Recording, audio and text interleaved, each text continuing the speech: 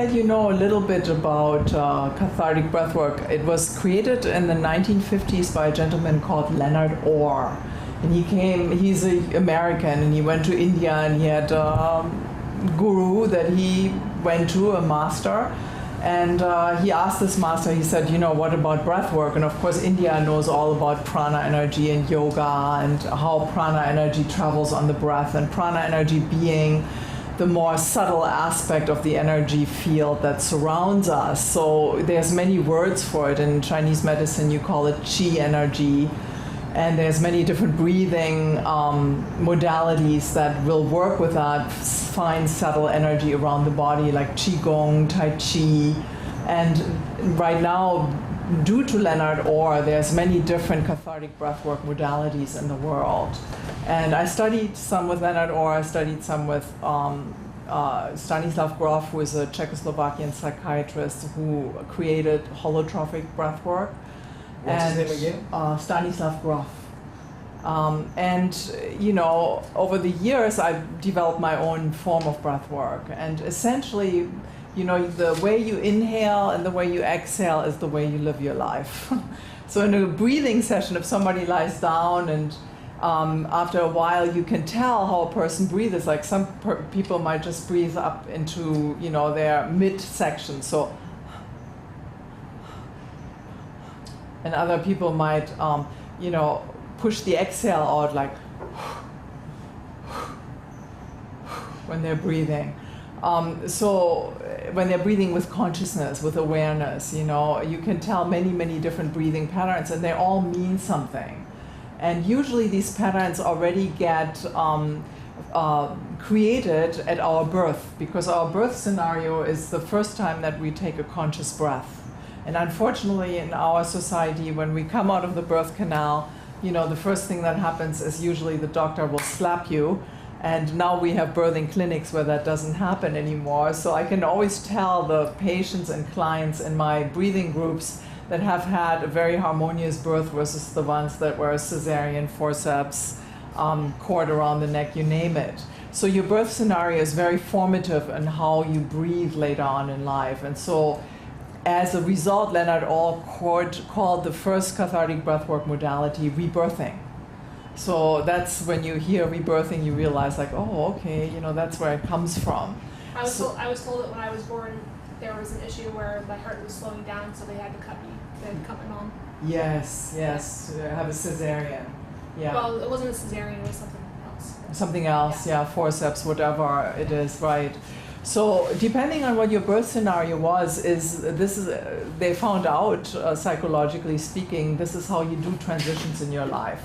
So in this work, when we do our workshop, you have the ability to release that birth scenario and basically have a different relationship to your transitions in life. So that's the number one fantastic aspect of cathartic breath work.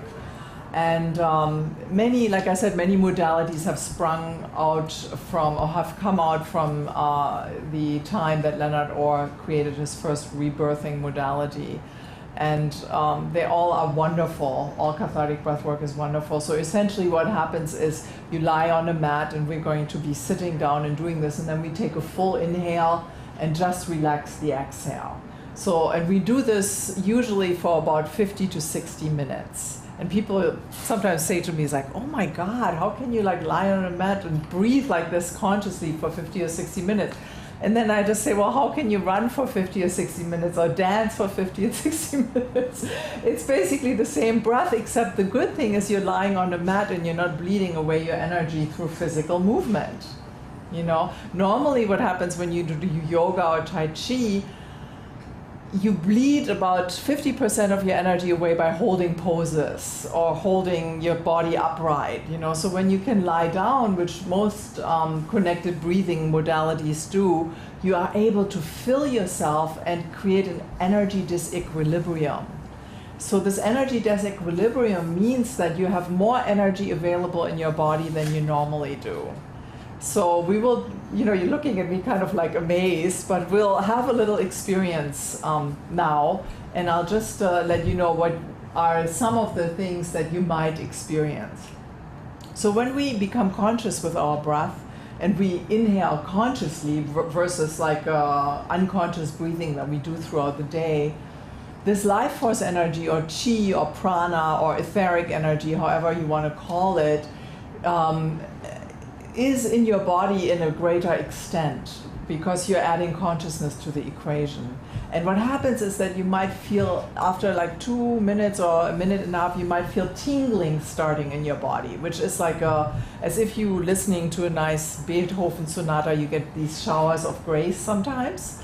That's, you get goosebumps. So you get a lot of tingling with this work, and not just on your outside skin, but all inside your being, you will have these vibrations inside. And this tingling is something that we're looking for. So just see if it's happening to you when we are doing our little bit of an experiment right now, a little exercise.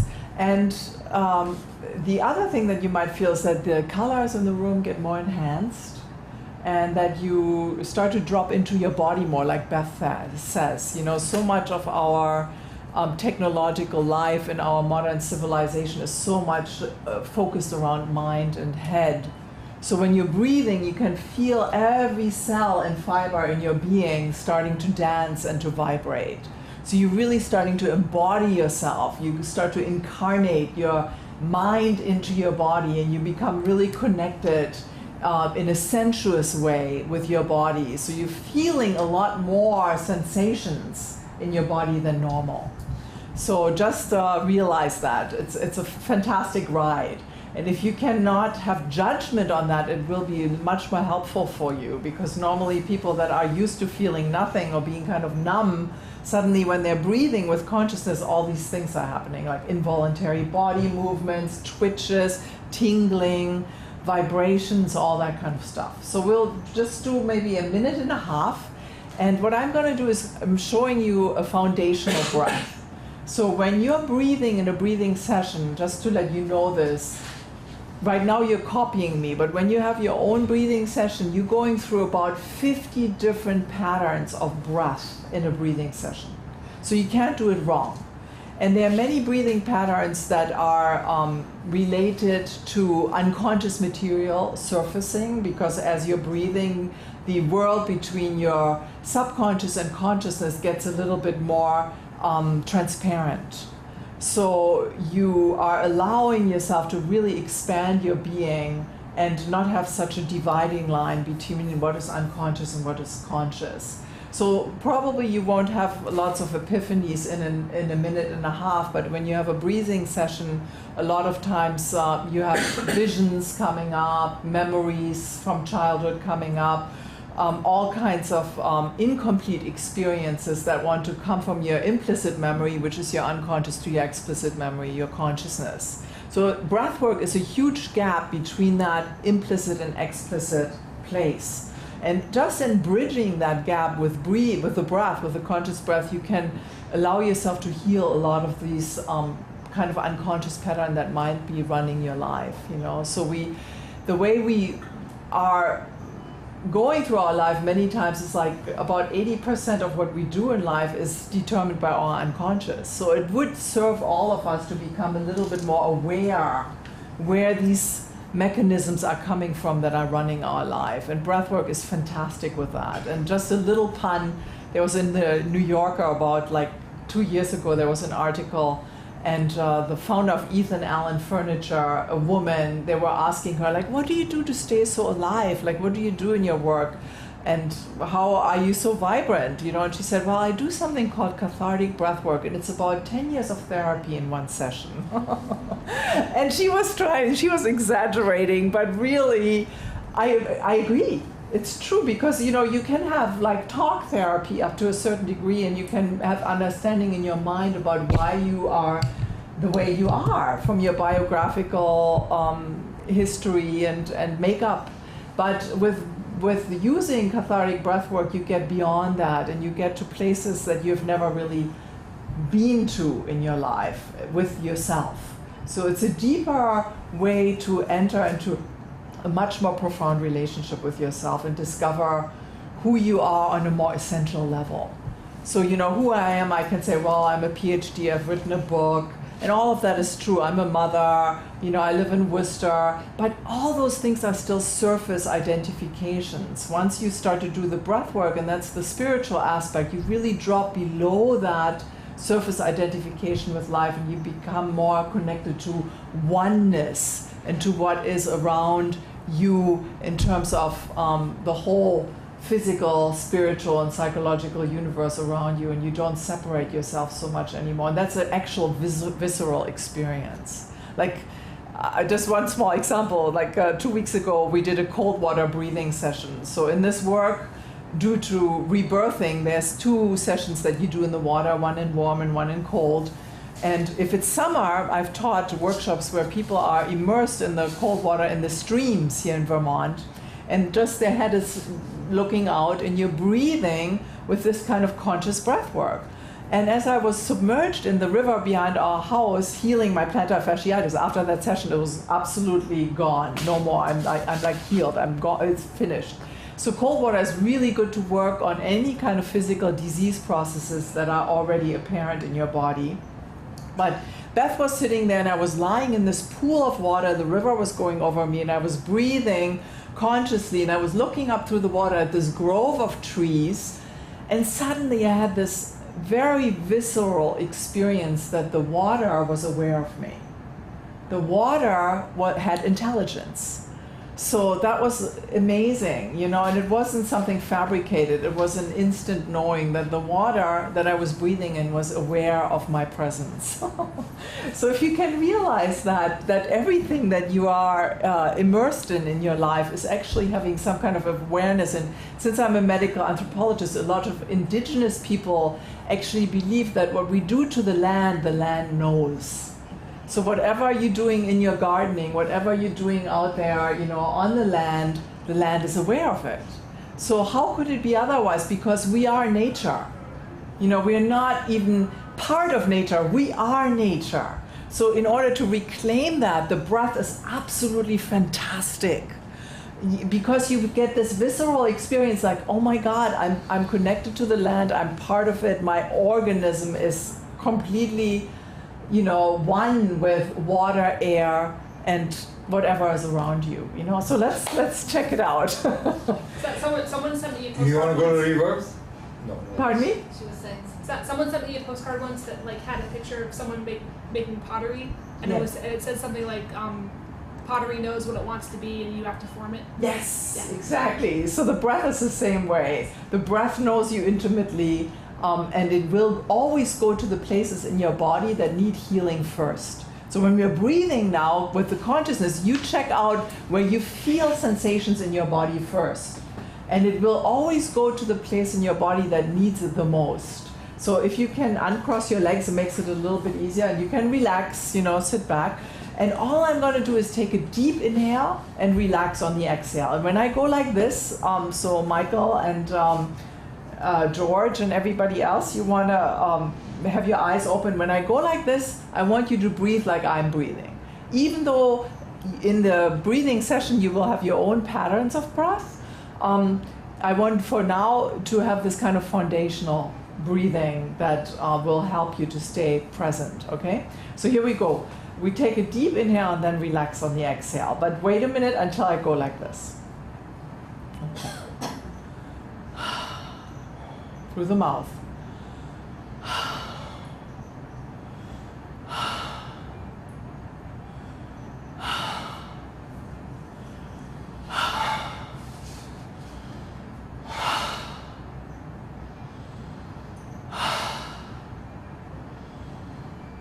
And I'm giving you a little feedback as we're doing this. Keep on going. So Michael, bring your breath all the way up here into your upper chest. And let go. Don't hold on the exhale. Let it shoot right out, right? Yes. Beautiful. Keep on doing that. Lots of space in here. Bring it up. It takes a little effort, but keep on going. Yes. Nice. A little bit more in the upper chest. Yes. A little bit deeper in the upper chest. Nice. Keep on going. Nice, George. A little bit more on the upper chest. Yes. There you go. Look at George. Beautiful inhale. And Beth, nice. Oh, great. You see everybody's face getting red. That's what we want. More oxygen flow. Yes. Keep on going. Yeah, not enough space, not enough pause. Keep on going. Connect your inhale and your exhale. Beautiful. Yes. Keep on going. Keep on going. Yes, connect that inhale and exhale. Don't stop. Yes, even if you feel a little dizzy, that means more oxygen, more movement. Yes, a little bit deeper, Michael. Keep on connecting. Yes, keep on going. Another minute. Yes, keep on going. Yes. Where's the passion in your life? Yes. Yes, keep on going. Beautiful. Keep on going, George. Don't hold. Keep on going. Yes, connect the inhale and the exhale. Nice.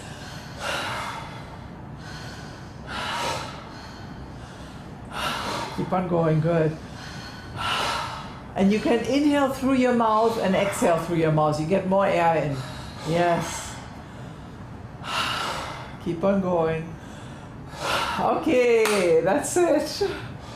So for now, close your eyes and take your consciousness inside your body and see what are the sensations inside your body. What are the sensations? What are the breath? What is the feeling? And then you open your eyes now. Open your eyes and just kind of look around the room. At the same time, still being with your inner experience, seeing if there's any tingling anywhere, any buzzing, any sensations that are stronger in your body than they were before. Okay, Beth, what is your experience right now? Lots of tingling, lots of vibration here, tingling in my feet and legs. And I was very dizzy in the very beginning. And I had a lot of tightness in my back, and that's opening up a lot right now for me, relaxing. Great, fabulous. All right, what about you, Michael? What are the sensations? I was going to pass out a little bit in the beginning. Yes. I'm not used to that. Yes. And I definitely feel some tingling in my back Nice. and in my arms. Good. And, yeah.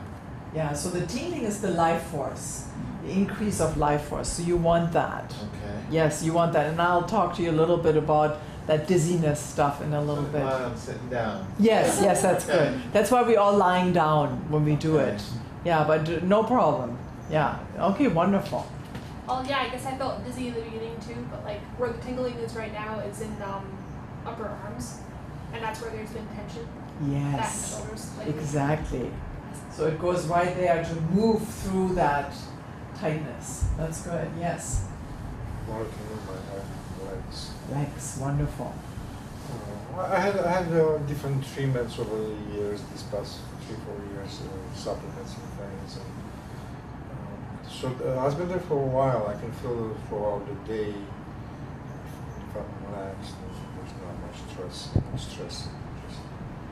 Go for it. The Right. brain goes out the window, you know. Good. And I think kind of rough. My life is kind of rough. Bad experiences, and I believe there are these. I mean, some people that suffer in Houston come to Miami. I mean, how much they can handle that? You know? Right. So, but it's still in this kind of being here in the body, it's kind of still. So the dizziness, a little bit. I mean the stamina for this, you know. And, Good. So stay with that. Yeah. Stay with that inner experience. That's great.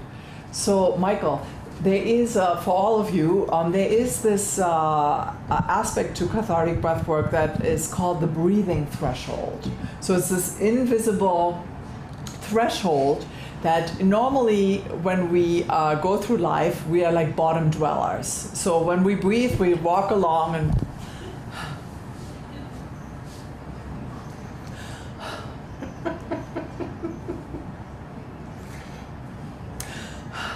So we don't usually breathe much. So we hold our breath a lot. That means also we hold down our aliveness, and we really suppress our life force. So when we breathe like that, what happens is there's a tremendous influx of life force and prana energy and chi and etheric energy, however you want to call that subtle aspect of our energy field. And suddenly you feel the tingling, you start to wake up, and you can feel a little bit dizzy. And generally that dizziness will dissolve after you keep on breathing more and more and more. So, for example, this homeostatic kind of breathing threshold is there because we get used to having a certain energy level in our life. And we don't want to go beyond that because it feels strange. Like suddenly it's like, oh, I'm feeling more of everything. So, but the result of not going beyond the breathing threshold is you slowly but surely kill yourself off by breathing less and less and less. And sometimes feeling things is not comfortable. So we want to Right. We want to not do that. And the truth is that the more you feel, the more you heal in some ways. So once we go beyond that breathing threshold, what you will feel is that within a short time, the tingling goes throughout all your body, and it gets strong in the places where you have a blockage. So that prana energy traveling on the breath is almost like coming into your body and then going to the places that are tight, and it's knocking on the door and it says, dance with me, come on, dance with me. And the thing goes like, no, I don't want to move. But the energy is so strong that eventually whatever is stuck starts to vibrate as well. And that's when you feel places in your body, like your back of your shoulders, wherever you're holding, you feel this. Yeah, you feel this accentuating of more awareness. So normally we're so tuned out of our body that we don't even recognize how tight we are. You know, so as you're breathing, that breath will go there and start to move the energy and start to create more space. Yeah. I think I feel it. I already feel some of the little painful tenseness in my back. It Yes. seemed to have alleviated a Yes. little bit, and I actually feel better about taking easier to take a deep breath. Sometimes I'm pretty sure I am like what you say, breathing a bottom dweller. Yes. And I've never smoked or do anything, and sometimes I feel like, gosh, I have a hard time sometimes just taking in a deep breath, Right. and just doing that exercise for that short time. Yes. I feel like I've been able to expand my chest. Yes. Right? Absolutely, Okay. absolutely, yeah. No, I work with a lot of people that have like asthma, or they have anxiety disorders, and they have a very short, shallow breath. And as a result of the breath work, you move through those short, shallow breath and then come out the other end with a much more deeper, connected breath. So as you know, there's these, working in the psychiatric field, you know that there's this fight or flight kind of place that we go to in our lives when we work with incomplete experience, and our breath gets very shallow, so we start to hyperventilate. But the hyperventilating breath is actually a breath that wants to heal. So if I can mirror that for you guys, how does a hyperventilating breath look like? So rather than like this, what we were doing, a hyperventilating breath looks like this. Very short and very, very shallow. So the hyperventilating breath is actually there for the body to heal itself. And what doctors don't know in the medical field is that if you allow a patient to work through the hyperventilating breath and stay with them without giving them some kind of medicine that makes them relax, that hyperventilating breath will take its course. There might be an emotional release with that, and then the breath will naturally go back again into a much deeper and more peaceful rhythm. So they shouldn't be told to They shouldn't. to fix it right away. No, actually not. It's an interesting thing. When people come out of anesthesia, for example, many times they start to hyperventilate. So if doctors would know what Stanislav Grof, who is a psychiatrist and a medical doctor, knows, he's a fabulous guy and has written tons of books about this, that the breath actually is there to heal itself after anesthesia, and then is a hyperventilating breath, and after a while, like 2-3 minutes, that hyperventilating breath will be servicing the body and will release a lot of the cortisol and the fight or flight kind of things that get released in the brain to keep this kind of fight or flight breath going, but it will stop and then go into a much more deeper breath, and you actually heal yourself with that. So just one real interesting note is in my field, we're in a lot of crisis situations. Yes. And so we are taught and practice to suppress. Exactly. Okay? I'm suppressing because I have to keep a cool head. Yes. And while somebody is going off and out of control, I have to stay in control. Right. So there's a lot of suppression. Yes. Which is kind of the opposite of, I kind of get into that habit. Right. Right? Right. And so this is the opposite, to help release instead of suppress. Exactly. Right? So what you could do when you're in a situation like that, where somebody is in a hyperventilating breath, because subconsciously we touch each other all the time by the way we breathe. We just don't know that, and psychologists have studied that. So if you could, when somebody is going through a hyperventilating breath, just very gently start to just take an inhale and expand your body, and exhale. Let's all do this sometime. Just sit up and go inhale and look up a little bit at the ceiling, and exhale and come in and put your head down. So you're creating this kind of inhale and exhale. And you're using your body with that. And you can do it very slow. So when you're like in a situation where you have to stand up, all you have to do is go inhale,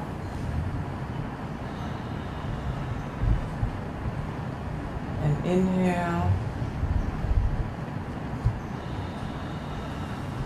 Yeah, that's a very like peaceful, calming breath that you can use also with people that, for example, are working with hospice. It's a great breath to start to even out, the inhales being long and the exhales being long, helping people to transition. But that's not what we're doing here. We're not getting into a hospice situation. We're doing the opposite. We're actually increasing and enlivening our breath. So let's have another round, shall we? Yeah? I love it, because for me this is pure nourishment. If you would understand that we actually, through the superoxygenization and the breath, we actually create a situation where we bring more nourishment to our cells, and we feed